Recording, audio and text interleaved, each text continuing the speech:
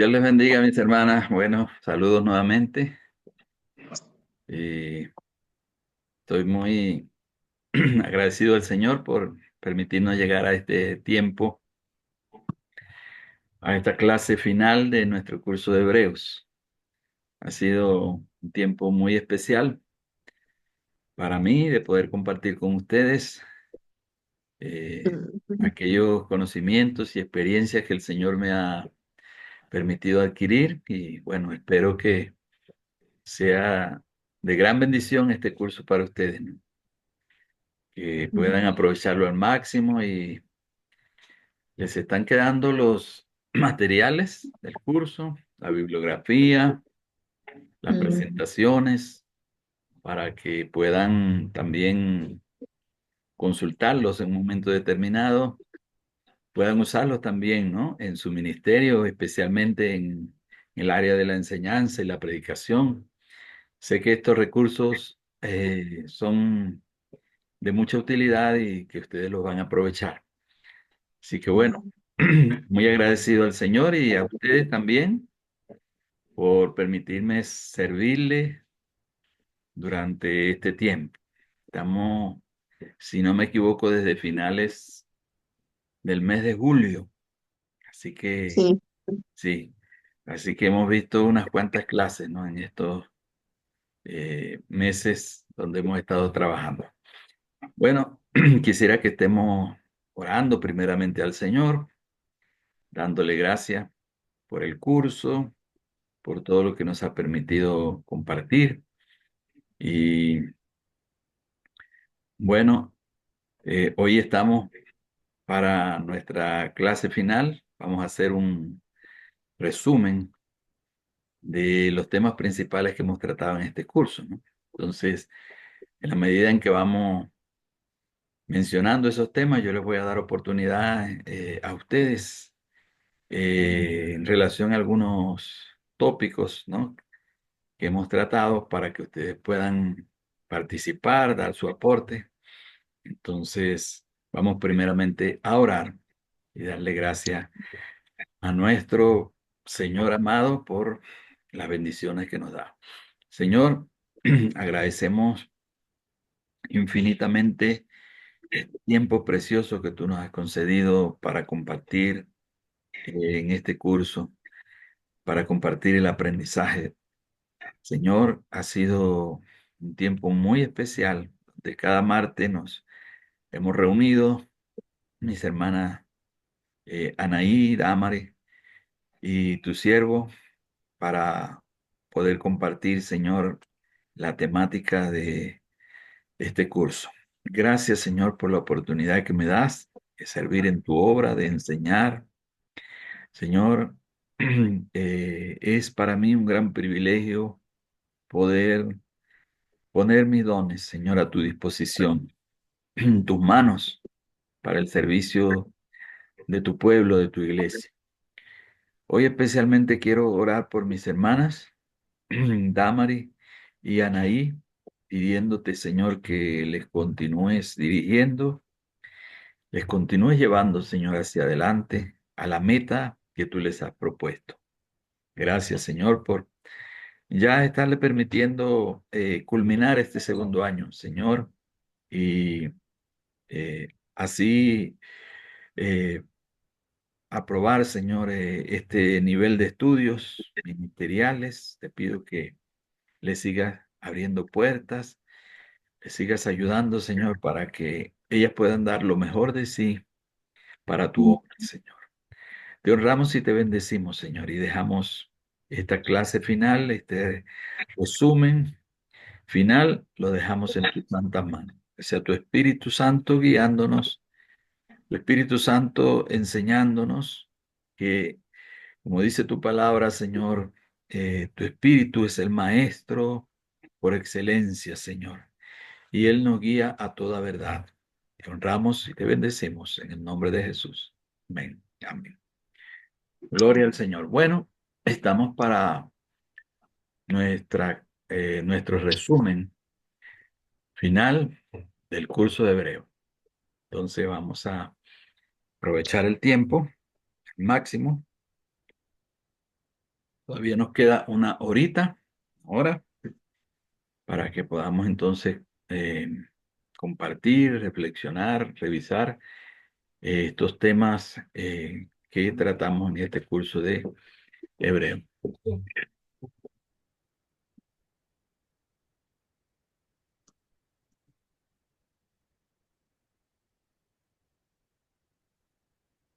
Entonces, mis amadas hermanas estudiantes, Anaída, Mari, para que estemos mirando el contenido del curso o estemos recapitulando, ¿no? Todos estos temas que ya hemos tratado. Recuerden que hemos, hemos visto estas tres unidades de estudio, ¿no? El curso. Este curso ha tenido tres unidades de estudio. La primera de ellas, el contexto histórico. Luego, la segunda unidad trató sobre los aspectos literarios de la Carta a los Hebreos. Y la última unidad, la tercera, sobre los temas teológicos, misionológicos y pastorales. Así que está bien sencillo, bien claro lo que ha sido el contenido del curso. La parte histórica, el contexto histórico, la parte literaria de la carta y por último el aspecto teológico, pastoral. Entonces, cada uno de de estas tres unidades ha tenido su contenido, sus subtemas que hemos tratado en las diferentes clases.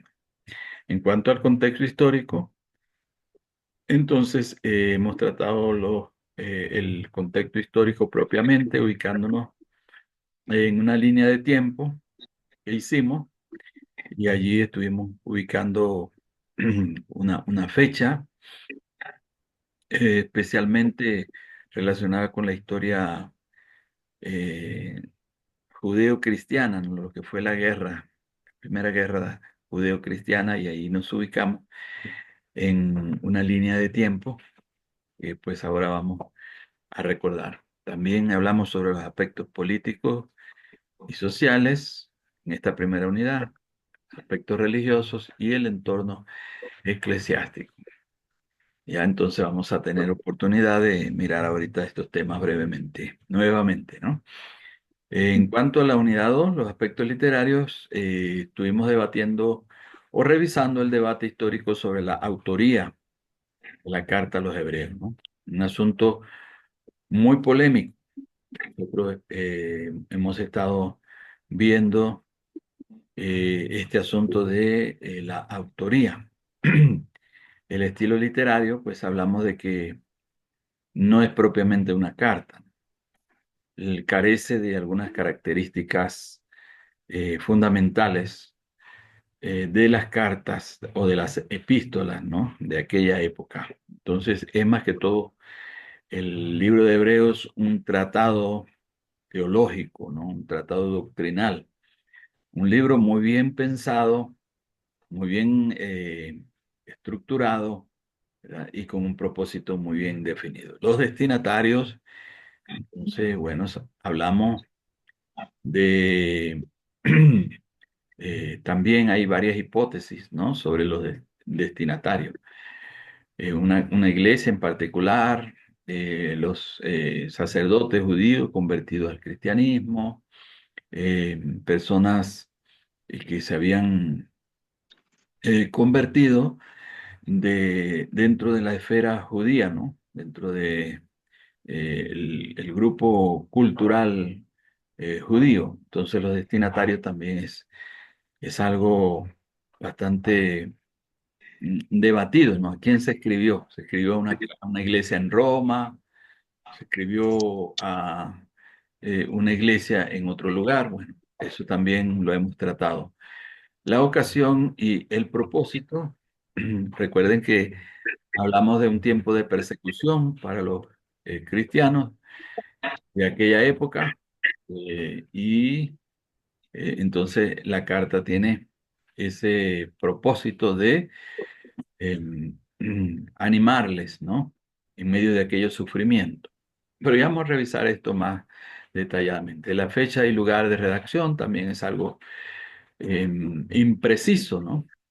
Muy impreciso, quizás uno de los aspectos literarios más imprecisos, donde no hay seguridad. El tema principal, recuerden que es la superioridad de Cristo, ¿no? Superioridad de Cristo. Y la estructura, entonces tenemos dos partes principales, una parte doctrinal y una parte práctica, que es la parte doctrinal, va desde el capítulo 1 hasta el capítulo 9, ¿no? Capítulo 9. Y luego desde el 10 en adelante hasta el 13 tenemos entonces una parte práctica donde hay una serie de consejos pastorales, aquella exhortación para no dejar de congregarse, para obedecer a los pastores, ¿verdad? Para permanecer firmes en la fe. Todo eso está en esa última parte de la carta, el capítulo 10 al capítulo 13. Por último, tenemos los temas teológicos que muy detalladamente los estuvimos nosotros estudiando, la superioridad de Cristo, especialmente comparado, ¿verdad? Con una serie de personajes del Antiguo Testamento, ¿no? Comparado con los ángeles, con Moisés, Josué, con Melquisedec. Recordemos ese tema donde el autor hace tanto énfasis, ¿no? Sobre esa superioridad de nuestro Señor Jesucristo como el Hijo de Dios. Moisés era un siervo en la casa de Dios, dice el autor a los hebreos. Cristo es el Hijo en la casa y por tanto tiene mayor autoridad y mayores privilegios, ¿no? Nosotros somos coherederos juntamente con Cristo de todos los bienes de Dios, todas las bendiciones de Dios. Tenemos el sacerdocio de Cristo superior, por supuesto, al régimen sacerdotal del Antiguo Testamento, ¿verdad? Un sacerdocio perfecto. Cristo entró para hacer expiación de los pecados de las personas, no en el templo humano, el templo hecho de manos, sino en el mismo templo celestial. Nos presentó delante de la presencia del Padre con su sacrificio perfecto y allí pues culmina esa obra preciosa de redención, con esa exaltación de Cristo y con esa presencia de Cristo en el santuario celestial, ¿no? Del cual el santuario terrenal es figura, ¿no? Y todo lo que es el culto terrenal es figura. Tenemos también el tema de la apostasía, que también lo hablamos detalladamente, el peligro de que los creyentes, a causa de las persecuciones, del sufrimiento, y de que dejaran llenar su corazón de incredulidad, de frialdad, entonces volvieran atrás, ¿no? De la fe y pudieran entonces apartarse definitivamente de aquella fe que habían profesado. Entonces, para nosotros los wesleyanos, ¿no? Los que provenimos de esa fuente wesleyana, sabemos que puede haber una pérdida de la salvación a causa de una separación, ¿no? De ese camino inicial, de ese llamado que el Señor nos ha hecho. Entonces puede haber de un lapso espiritual, de una caída, la persona puede también apartarse definitivamente y puede llegar a perderse, aunque haya sido llamado, ¿no? Es contrario de lo que enseña el calvinismo. La posición calvinista enseña salvo siempre salvo, ¿no? Entonces, si ha sido llamado, entonces, por un decreto de Dios que le ha escogido para ser salvo, la persona va a perseverar en la fe, que se llama la perseverancia de los santos, pero para nosotros, los wesleyanos, es diferente, ¿no? Necesitamos también poner de nuestra voluntad para perseverar en ese camino que Dios nos ha trazado. Tenemos el tema de la fe y la prueba, que muy bien ustedes lo trataron, lo expusieron, la relación entre fe y prueba, ¿no? Lo importante que es la fe para poder permanecer firmes en medio de el sufrimiento. La fe como un don de Dios, como algo que el Señor produce en nosotros, que no es obra de nosotros, sino es producto de la gracia de Dios. Y tratamos también el tema del Evangelio en hebreo, ¿no? Como la carta a los hebreos, entonces tenemos plasmado el Evangelio de nuestro Señor Jesucristo, ¿no? Los diferentes temas, como fue el descanso, ¿no? El descanso de la fe, el reposo, del cual el reposo del pueblo de Israel es figura. Entonces, hablamos de ese reposo que ofrece nuestro Señor Jesucristo a todas las personas. Venid a mí los que estáis trabajados y cargados, que yo os haré descansar, dijo el Señor, ¿no?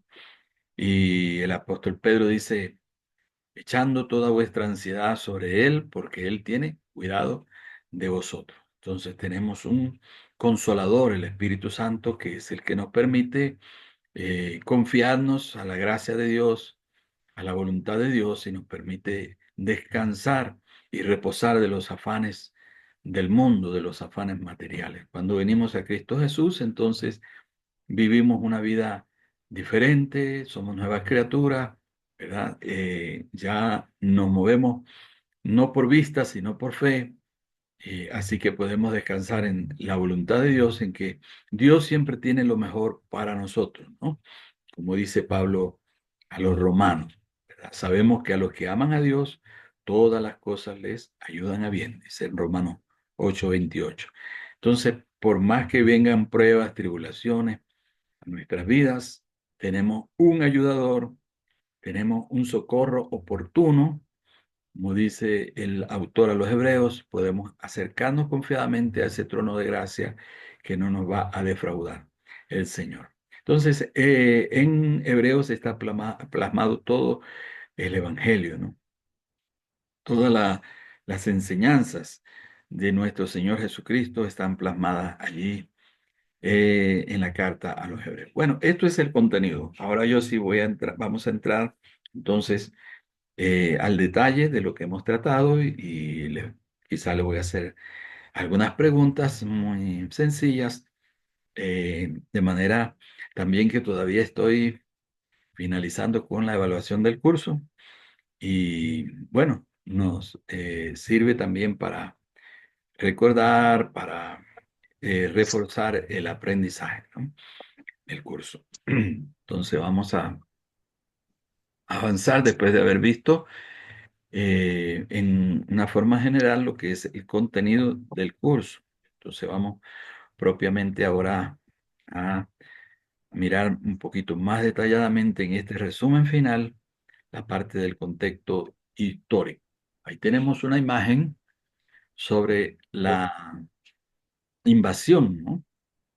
Romana en aquella época, ¿no? En el año 66, cuando vino Tito, el general Tito, que luego se convirtió en emperador más adelante, vino a causa de las revueltas judías, a causa de las rebeliones. Recuerden que habían grupos eh, tipo guerrilleros, ¿no? Facciosos, habían lo que eran los sicarios, los celotes. Nosotros hablamos de esos grupos a causa de la opresión romana que ya ellos, antes de Cristo, ¿no? Ya venían sufriendo esa opresión romana. Y bueno, desde los inicios del Imperio Romano, ¿no?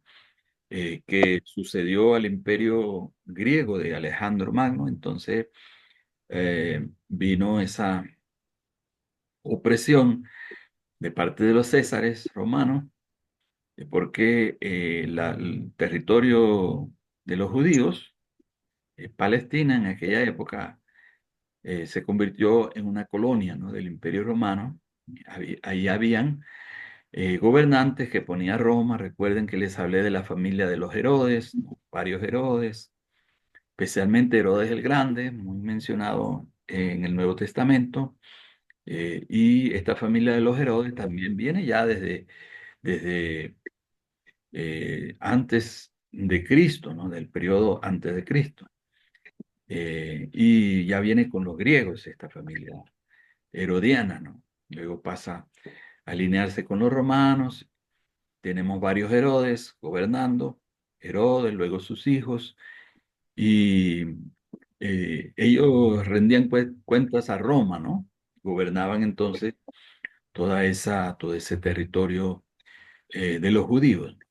Entonces ahí tenemos lo que fue esa invasión, esa destrucción que vino sobre Jerusalén, incluyendo el templo, ¿no? Que fue destruido completamente. Cuando estaba nuestro Señor Jesucristo todavía en su ministerio, el templo existía, el templo construido por Herodes el Grande, y luego pues no quedó piedra sobre piedra, porque vinieron los romanos y derribaron toda la ciudad, derribaron los muros de la ciudad, y también destruyeron el templo, porque se pensaba que habían riqueza escondida en las paredes del templo. Entonces saquearon y quemaron todo ese templo que había construido Herodes. Esto para introducirnos a la parte histórica, ¿no? Entonces, vamos a mirar aquí si yo necesito un poco de su participación para también ir mirando, ¿no? Cómo ha quedado el aprendizaje en este curso. No se asusten que no, es solamente para que ustedes también puedan participar y así se afianza el aprendizaje, ¿no? Ujú, Hicimos en una de nuestras presentaciones, recordamos varios acontecimientos, ¿no? Que estaban relacionados con la parte del contexto histórico, en la parte previa, ¿no? Más bien. Y uno de ellos fue el Pentecostés, el evento que se narra en Hechos capítulo 2, el Pentecostés. Recordemos que allí vino el Espíritu Santo sobre la primera iglesia, ¿no? Creyentes primitivos. Dice Hechos capítulo 1 que después que nuestro Señor ascendió a los cielos, entonces quedó un grupo ahí reunido en Jerusalén, en el aposento alto, entre los cuales estaba María, la madre del Señor, ¿verdad? Y estaban sus hermanos también, ¿no? Los hermanos del Señor, porque se piensa, de acuerdo al Evangelio, que María tuvo otros hijos, no virgen, siempre virgen, como dice el dogma católico, ¿no? La María siempre virgen, dicen los católicos, ¿no? mm, Que nosotros dentro del protestantismo creemos que, como dice allí el Evangelio, Jesús tuvo otros hermanos, ¿no? Los católicos romanos dicen que cuando se habla de hermanos allí en el Evangelio se está hablando de primos, de familiares cercanos, no propiamente de hermanos del Señor, ¿no? Pero bueno, históricamente se piensa que eh, María pues tuvo otros hijos, ¿no? Ciertamente Jesús fue el primogénito, como dice la Escritura, e inclusive dice el Evangelio, que fue llevado al templo para ser circuncidado, ¿no? Según la ley, al octavo día debía ser circuncidado el hijo primogénito, ¿no? Porque dice allí el mismo Evangelio, para obedecer conforme está escrito, ¿no? Que tenía que ser entonces presentado allí en el templo ese hijo primogénito, ¿verdad? Que era un hijo especial. Y dice el Evangelio también que él abrió la matriz, ¿no? De María. O sea, se implica que fue un parto normal, pero la doctrina católica, el dogma católico dice María siempre virgen. Entonces vino el Espíritu Santo, vino en Pentecostés y dice la palabra de Dios que el evento fue muy significativo, ¿no? Ya que hubo una serie de señales que se presentaron allí en el aposento alto, en aquellos 120 reunidos, ¿no? Entonces hubo un gran estruendo, que llamó la atención de todas las personas que estaban reunidas en Jerusalén en aquella oportunidad para la fiesta, ¿no? De el Pentecostés, para celebrar aquella Pascua, ¿no? Que anualmente celebraban los judíos. Y esta fiesta del Pentecostés, pues, se celebraba 50 días después de la Pascua, y en la Pascua murió el Señor Jesucristo, ¿no? La Pascua recordaba el cordero que se sacrificaba, ¿no? Como era el recordatorio de la salida de Egipto, ¿no? Cuando salieron de Egipto, recuerden que allá en el libro de Éxodo dice que comieron, por instrucciones del Señor, comieron un cordero en cada familia, ¿no? Sacrificaron un cordero. La sangre de ese cordero mandó el Señor a ponerla en los dinteles de las puertas, ¿no? De las casas judías, porque habría de pasar el ángel de la muerte con aquella última plaga, la muerte de los primogénitos, ¿no? Pero la Ujú, sangre, la señal de la sangre protegió las casas de los judíos que vivían entre los egipcios, y vino la muerte a la casa de los egipcios, pero los judíos fueron eximidos, ¿no? De aquella muerte de los primogénitos.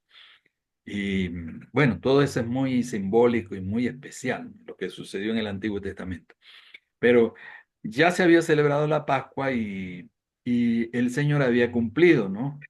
El tipo del Cordero Pascual, y él había muerto en la cruz, se había resucitado, se había presentado durante 40 días a los creyentes, y luego a los 50 días después de la Pascua tenemos la, la fiesta del Pentecostés, que ahí estaban reunidos ellos en el aposento alto, escondidos por miedo a los judíos, y entonces vino el Espíritu Santo según la promesa que habían recibido del Señor. Fueron llenos con el Espíritu Santo y hablaron en otros idiomas que nunca habían aprendido, los idiomas de todas aquellas personas que estaban reunidos en aquella fiesta, y que el Señor atrajo, ¿no? A ese aposento alto, y allí Pedro predicó, ¿verdad? Aquel primer mensaje, aquel primer sermón, les exhortó a arrepentirse, a convertirse, y hubo pues una conversión multitudinaria, ¿verdad? Hubo todas aquellas personas que se arrepintieron, ¿no? De los diferentes lugares, de los diferentes países donde habían venido a la fiesta. Bueno, Pentecostés es muy significativo para nosotros los cristianos, lo recordamos, algunas iglesias lo recuerdan anualmente, se celebra también se hace esta celebración recordatoria del Pentecostés. Tenemos también el tema de la diáspora, ¿no? ¿Recuerdan, hermanas, lo que significó la diáspora? ¿Qué significa la misma palabra en sí, diáspora? ¿Alguna de ustedes dispersión. puede? Ah, La dispersión. sí, exactamente, la dispersión, ¿no? La dispersión, estamos hablando de la diáspora, en primer lugar, dispersión de los judíos, ¿no? Ujú, Dispersión de los judíos por diferentes lugares. Los judíos habían sido esparcidos, recuerden, a causa de la invasión romana, y entonces sobrevino una persecución grande sobre los judíos, ¿no? Pero ujú, hablamos también de la diáspora, donde los creyentes fueron dispersos también, ¿no? Por diferentes lugares, según nos presentan los primeros capítulos del libro de Hechos, ¿no? Después de la sanidad de aquel cojo de nacimiento, de aquel lisiado que estaba allí, que ponían en la puerta del templo en Jerusalén, y Pedro y Juan ministraron sanidad a esa persona, y ya era un hombre de más de 40 años y era cojo de nacimiento, era paralítico, ¿no? y entonces luego él saltaba y bailaba, ¿no? Delante de todas aquellas personas judías, incrédulos. Y bueno, vino una persecución muy grande sobre la iglesia, también a causa de Saulo de Tarso, ¿no? Que era el que comandaba esa persecución judía, y los creyentes fueron dispersos por diferentes lugares. Pero por donde quiera que iban en esa diáspora, iban predicando el santo evangelio. Así que Ujú. algunos entraron en Antioquía, y en Antioquía de Siria, y allí entonces se fundó la iglesia, ¿no? Que llegó a ser la segunda iglesia más importante de aquel tiempo. Después de Jerusalén, la iglesia madre, entonces vino la iglesia de Antioquía, que se convirtió en la iglesia misionera, y esa iglesia de Antioquía envió a uno de los personajes principales, ¿verdad?, de las misiones cristianas, ¿no? Primitivas y también históricas, por supuesto. Entonces, ese personaje a quien envió la iglesia de Antioquía, recordamos, bueno, envió a ¿Cómo? él y a otros compañeros. Sí, hermana. Que era Pablo. Sí, Pablo, claro. Eh, envió entonces a Pablo y envió a Bernabé, ¿no? Que Bernabé Mm. fue como el mentor, ¿no? De Pablo, perdón, o de Saulo, ¿no? En ese tiempo. Cuando la iglesia estaba temerosa, después que se convirtió Saulo de Tarso, evento narrado en Hechos capítulo 9, ¿no? En su camino hacia Damasco, cuando iba a para perseguir a los creyentes, después de la muerte de Esteban, el primer mártir, ¿no? Cristiano. Entonces se convierte Saulo y los creyentes tenían temor, tenían cierta dificultad para reconocerle como un hermano, y entonces Bernabé fue el que se encargó de introducir a Saulo de Tarso con la iglesia, ¿no? Lo fue poco a poco. Primero se lo presentó a los apóstoles, después, bueno, Bernabé estuvo con Saulo allí Bueno, Saulo se había ido nuevamente a Tarso, ¿verdad? En aquella época, quizás por el rechazo de la iglesia, él se había ido nuevamente de Jerusalén, se había ido allá a su ciudad natal, y allá lo fue a buscar Bernabé para traerlo a Antioquía, y allí pues los dos se convirtieron en aquellos maestros especiales, ¿no? Allí en la iglesia de Antioquía dice que había profetas y maestros, ¿no? Entre los cuales estaban Saulo y Bernabé. Entonces la iglesia de Antioquía los envió en su viaje misionero, y recordemos que hicieron tres viajes, y un cuarto viaje fue ya el viaje donde Pablo iba preso a Roma porque había apelado al César, ¿no? Su caso. Y en esos tres viajes misioneros y un cuarto viaje, el último viaje que también se convirtió en un viaje misionero, ellos predicaban el evangelio donde quiera que llegaban, ¿no? Y, y allí pues Dios hacía milagros a través de ellos, se convertía la gente, los incrédulos, idólatras, en las diferentes ciudades griegas donde adoraban los ídolos, ¿no? Allí Dios obraba a través de estos siervos, eh, y había maravillosas conversiones y muchos milagros que se operaban, ¿no? No sin sufrimiento, recordemos eso, no sin sufrimiento, Ujú. que a veces tenían que huir de una ciudad a otra, ¿no? Eran apedreados, eran presionados, puestos en la cárcel, perseguidos por las autoridades, y fueron sufrimientos, ¿no? Sufrimientos muy grandes, ¿no?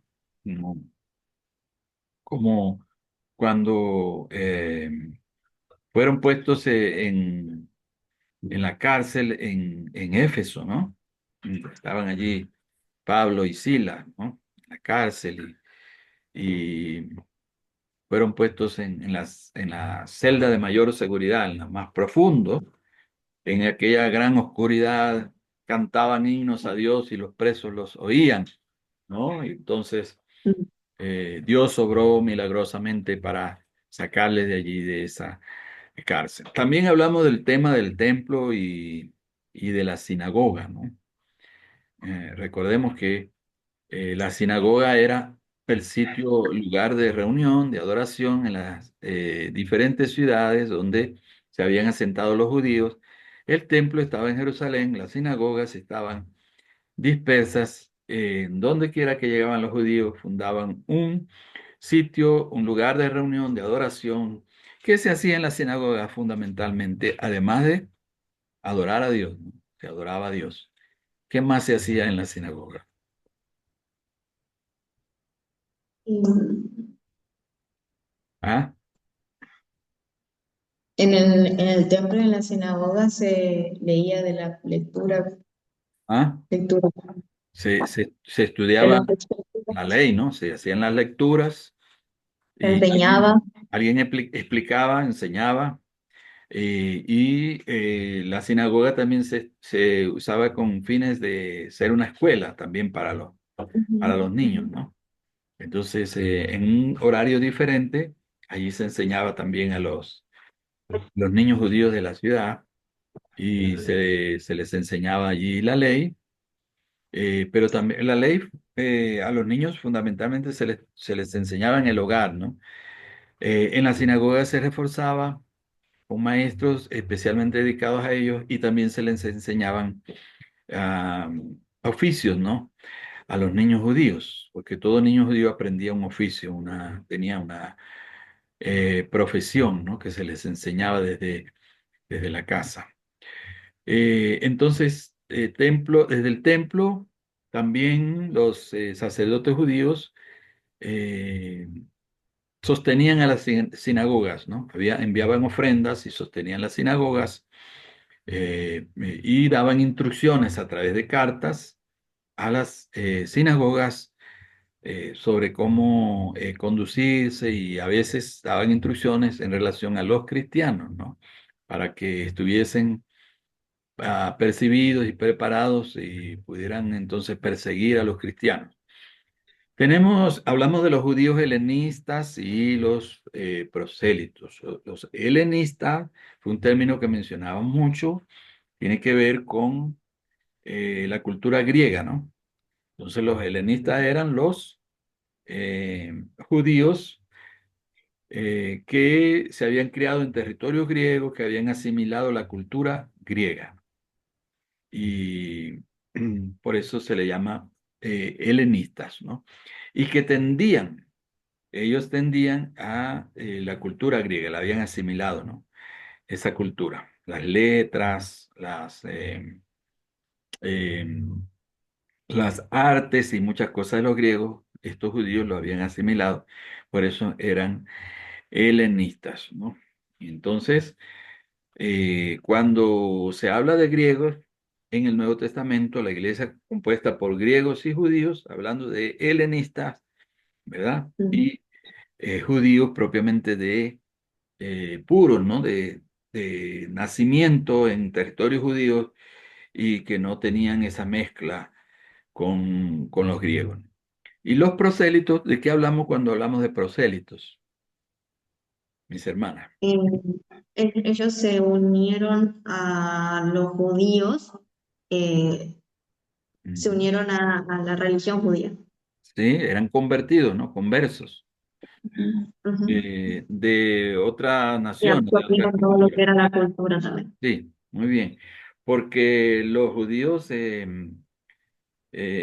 hacían misiones también, ¿no? Lo que eran los fariseos, especialmente, el judaísmo, ellos hacían misiones también, iban a ganar conversos en otros lugares, ¿no? Porque el Señor Jesucristo un día les dijo, si mal no recuerdo, en Mateo capítulo 23 por allí, cuando los ayes, ¿no? Sobre los judíos, les dice que ellos eh, recorrían cielo y tierra para ser un converso, un prosélito, y después le hacían más hijos del infierno que ellos, ¿no? Por Mm. las ataduras religiosas que ponían, por las costumbres, las supersticiones que enseñaban, ¿no? En sus tradiciones. No les enseñaban fielmente la ley, sino mayormente daban prioridad a las tradiciones judías. Y eran muchas tradiciones, ¿no? Por ejemplo, con relación al sábado, eran tradiciones muy fuertes, ¿no? Era pecado hacer cualquier cosa en sábado, ¿no? Inclusive arrancarse una cana para un judío era trabajar en sábado. Así que Ujú. eran muy celosos y se dice que había por lo menos 613 normas o preceptos que no se podían violar un día sábado, porque era profanar el Shabbat, el sábado. Entonces, prepararse un huevo, por ejemplo, freírse un huevo para comérselo ya era un escándalo, ¿no? Y era una violación de la ley. Por eso es que Sí. cuando ellos iban por los sembradíos y agarraban las mazorcas y se las comían y todo eso, eran condenados porque decían que ya eso era como hacer un trabajo. Entonces Jesús les dijo que no fue hecho el hombre por causa del sábado, sino el sábado por causa del hombre, ¿no? Así que allá hay que tener cuidado con las normas y los preceptos tradicionales de la religión y saber que Dios quiere mayormente es un corazón arrepentido, que tengamos el amor de Cristo en nuestro corazón y no tanto las tradiciones religiosas, ¿no? Las formas exteriores de la religión. Tenemos los judaizantes. ¿Qué eran los judaizantes? Eh, Las personas que iban a los cristianos y querían imponer las normas judías. Judías, ¿no? Y había algunos maestros cristianos, ¿verdad? Que eran llamados los judaizantes. Y son los que Ujú. están en el trasfondo de la carta a los Gálatas, donde Pablo les exhorta a los Gálatas y les dice que tenían el peligro ellos de volver, ¿no? Volver a aquellas tradiciones, aquellas costumbres de la ley, ¿no? Que eran innecesarias para la salvación. Los judaizantes enseñaban que había que circuncidar a los gentiles que se convertían. Recuerden que hubo un concilio en Hechos capítulo 15 donde se reunieron los dos grupos, los helenistas y los judíos, las dos componentes de la iglesia, y allí se trató este tema, ¿no? Que era necesario para la salvación, ¿no? Y se estableció entonces que la salvación es solamente por gracia, un don de Dios, que no era necesaria la circuncisión, la observancia de las fiestas judías, sino que había que vivir entonces por gracia y por fe. Tenemos la guerra judeo-romana que ya mencionamos en el capítulo, en el año 66 ocurrió esta guerra judeo-romana. Este es un asunto también muy importante en el trasfondo. Y recordemos que el evangelio se extendió, ¿no? Entre los judíos del siglo primero se extendió ese evangelio entonces eh, de una forma maravillosa, ¿no? Con los viajes misioneros mayormente del apóstol Pablo. Bueno, vamos avanzando para que podamos completar este repaso. Los aspectos literarios de la carta también son muy importantes. Hay varias posturas históricas sobre la autoría, recordemos, y esto es algo comentado por los antiguos escritores cristianos, por los padres de la iglesia, los llamados padres de la iglesia, Clemente, Tertuliano y tantos otros escritores antiguos hablan sobre la autoría de la carta a los hebreos. Unos la atribuyen a Pablo, otros a Apolo, ¿verdad? Otros a Priscila.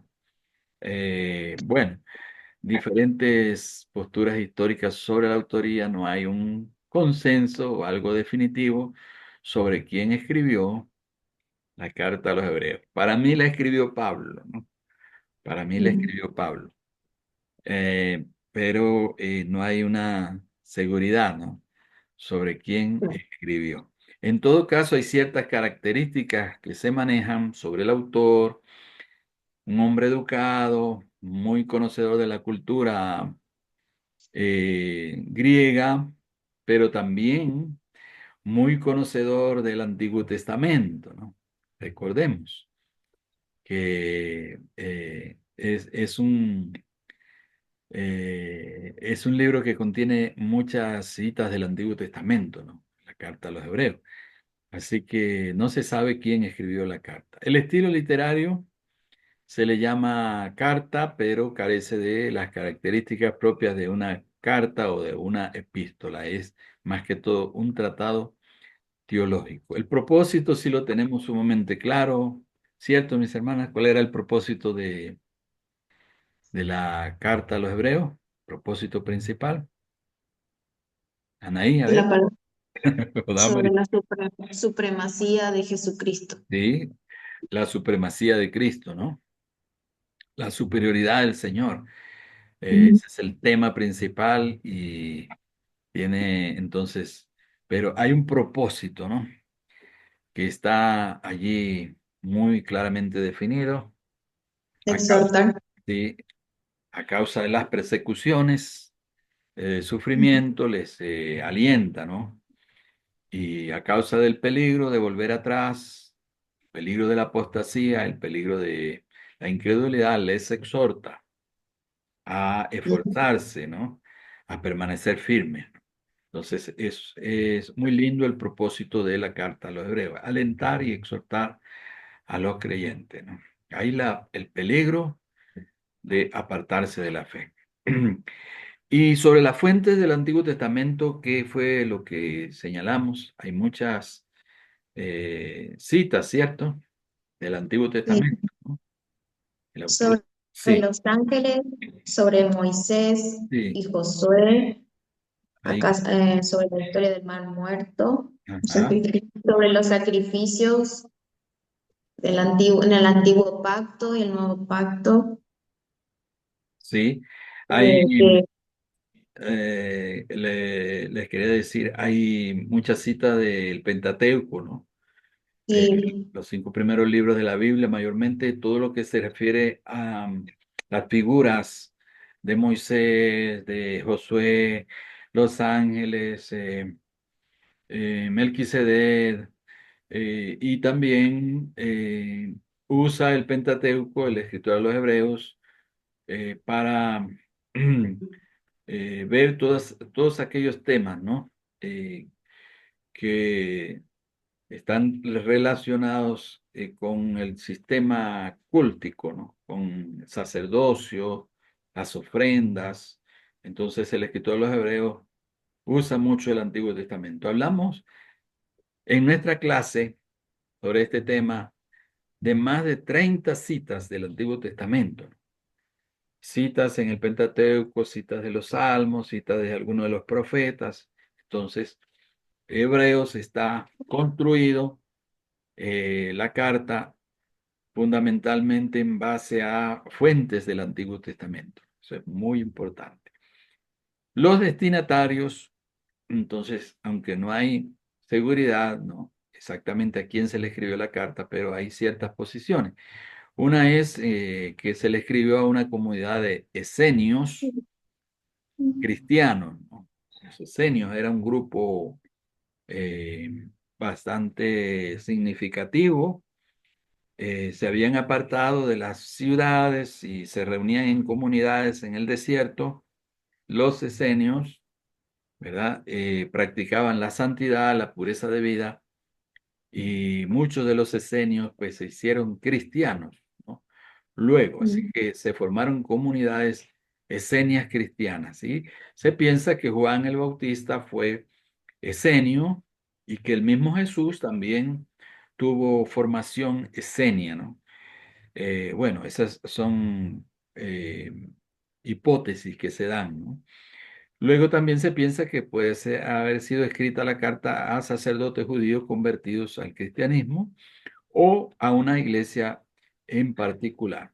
Pero nuestra conclusión fue, de acuerdo a las fuentes bibliográficas que estudiamos, que la carta a los hebreos se le escribió, ¿no?, a todos aquellos creyentes de origen judío que estaban en toda esa diáspora. Así que puede haber sido una carta circular, ¿no?, que se ujú, envió para todos estos cristianos judíos perseguidos en diferentes lugares del Imperio Romano, ¿no?, en esos territorios griegos mayormente, que conformaron luego el imperio, lo que se conoce como el imperio entonces romano, o podríamos hablar de imperio greco-romano, ¿no?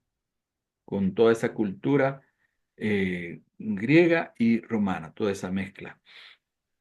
Luego el tema principal, entonces hablamos, ya ustedes lo dijeron, la superioridad de Cristo, y la estructura hablamos de dos partes principales, ¿no? La parte doctrinal y la parte aplicativa o pastoral. Capítulo 1 hasta el capítulo 9 básicamente la parte doctrinal, y luego capítulo 10 al capítulo 13 entonces la parte eh, pastoral, parte aplicativa. Bueno, ya estamos avanzando casi para llegar al final de nuestra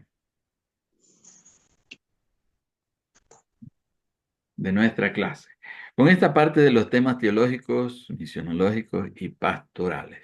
Y tenemos una figura, una imagen de aquellas terribles persecuciones de los cristianos, ¿verdad? Y hay una imagen allí del circo romano cuando echaban a los cristianos a las bestias, ¿no? A los leones, mm, a otros animales feroces que les despedazaban, ¿no? Porque esos animales los echaban hambrientos. Los tenían ujú, primero pasando hambre, luego cuando echaban a los cristianos como corderos, literalmente los cubrían a veces con pieles de corderos, de ovejas, pieles ensangrentadas, y por tanto eran más atraídos estos leones, estas fieras, a devorarlos, ¿no? Y echaban los cristianos familias enteras con sus niños de brazos inclusive, y lo que hacían era reunirse para orar, ¿no? Aquellos cristianos se reunían, se abrazaban, cantaban alabanzas a Dios, proclamaban Jesús es el Señor, ¿no? Y se quedaban, entonces los espectadores se quedaban asombrados de aquella fortaleza, de aquella gallardía y de aquella fidelidad que estas personas tenían al Señor. Y por supuesto, la sangre de los mártires, ¿verdad? Fue la semilla.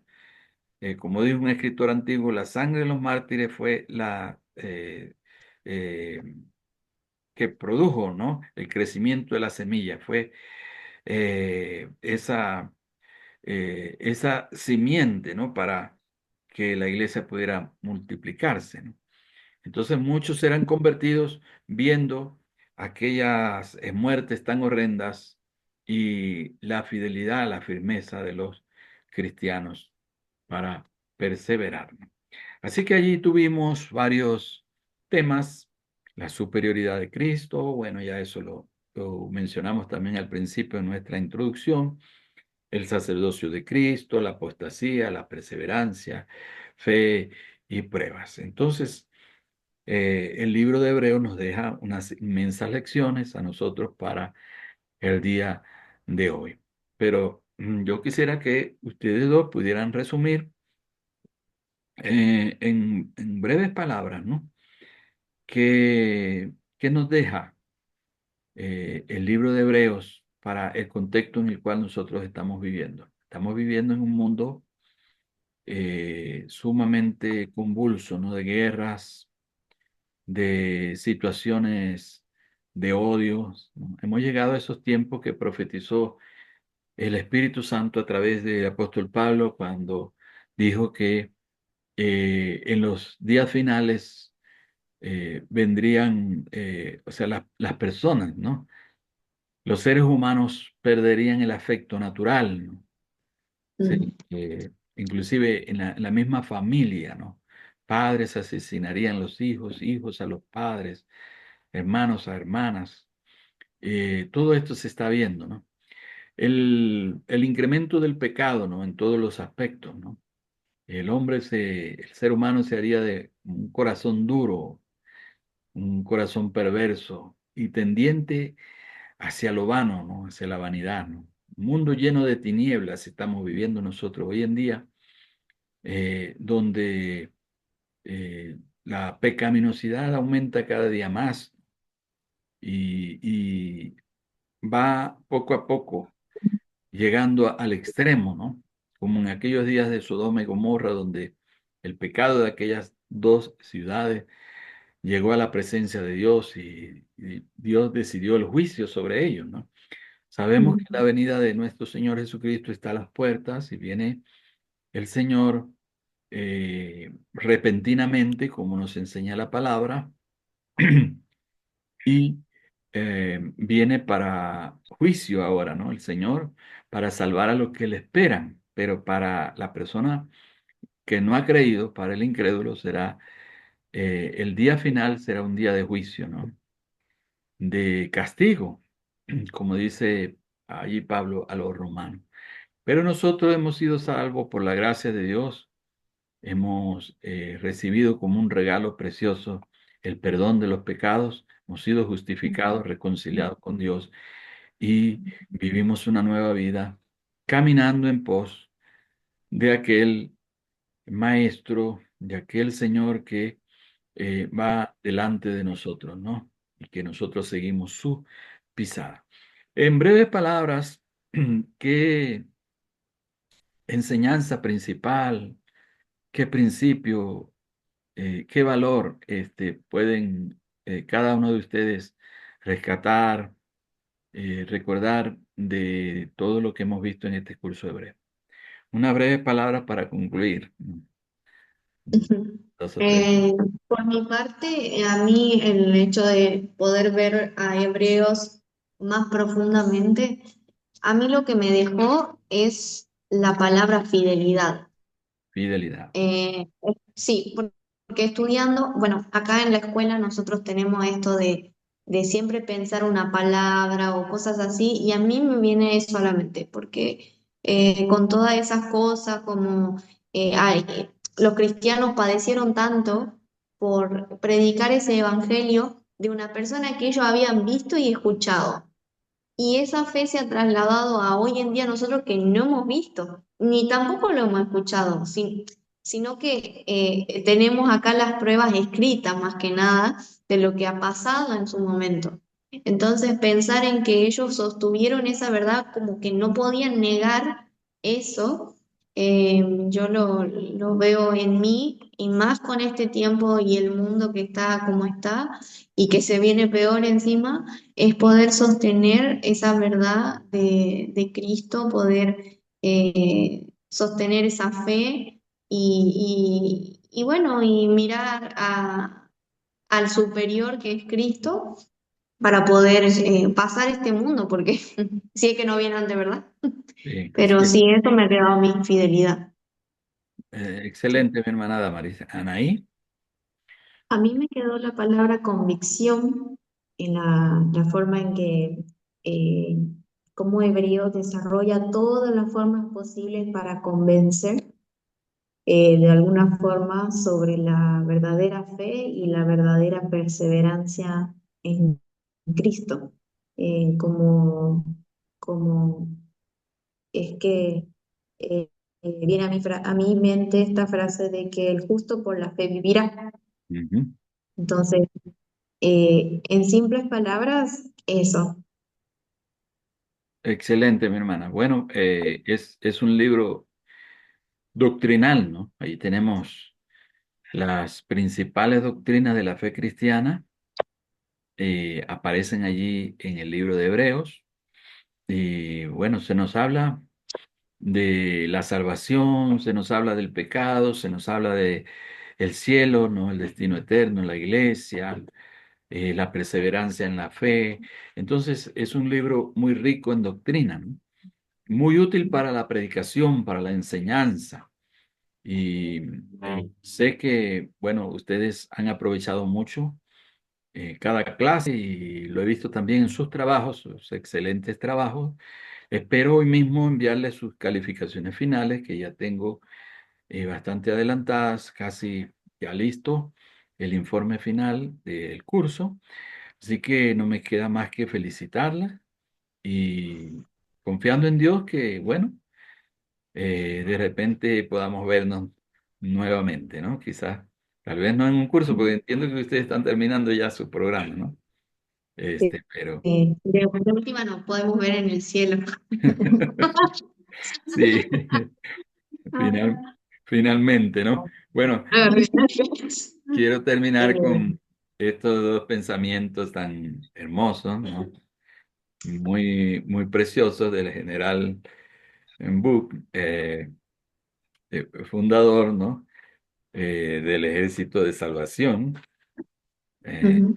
juntamente con su esposa, porque entiendo que su esposa también fue de gran Sí. importancia y gran valor. Por cierto, no recuerdo ahora mismo cómo se llamó ella, Catherine, ¿no? Catherine. Ujú. Sí. Eh, pero bueno, dejarles estos dos pensamientos que también los mencionamos en una clase anterior. Y él dice, mirad bien el fuego de vuestras almas, ¿no? Porque la tendencia del fuego es apagarse. Así que es una exhortación muy linda para vigilar, ¿no? Por nuestro estado espiritual, para cuidar la condición de nuestras vidas, nuestra relación con Cristo, nuestro servicio al Señor y nuestro servicio al prójimo. Así que es muy importante mantener, mis hermanas, la pasión, ¿no? Por la causa de Ujú. Cristo Jesús, esa pasión que tenía Ujú. William Booth, y que lo llevó a trazarse, ¿no? Esa meta de la conversión de la mayor cantidad de pecadores, ¿no? Dice, debemos despertarnos, decía él, ¿no? O alguien más tomará nuestro lugar, llevará nuestra cruz y nos robará nuestra corona. Qué importante, ¿no? Que ciertamente para Dios no somos indispensables, porque Dios podría trabajar, ¿no? Independientemente de nosotros, ¿no? Pero ciertamente Dios quiere usarnos, Dios quiere llevarnos adelante en su misión, nos ha entregado la gran comisión y hay un mundo perdido que nos aguarda, ¿no? En nuestras comunidades, en nuestros países, en nuestras culturas. Y por qué no, también Dios desea llevarnos más allá, como profetas a las naciones, ¿no? Como le dijo al profeta Jeremías. Entonces, bueno, hoy ustedes están allí donde están, pero es posible que luego puedan ser movidas a otros lugares, ¿no? Inclusive a otros países o a otras regiones de la tierra y siempre tener en cuenta que hay que llevar la cruz, ¿no? Y estar dispuestos al sacrificio, ¿no? Pero saber que nos espera una corona, ¿no? Cuando Ujú. aparezca el príncipe de los pastores, ¿no?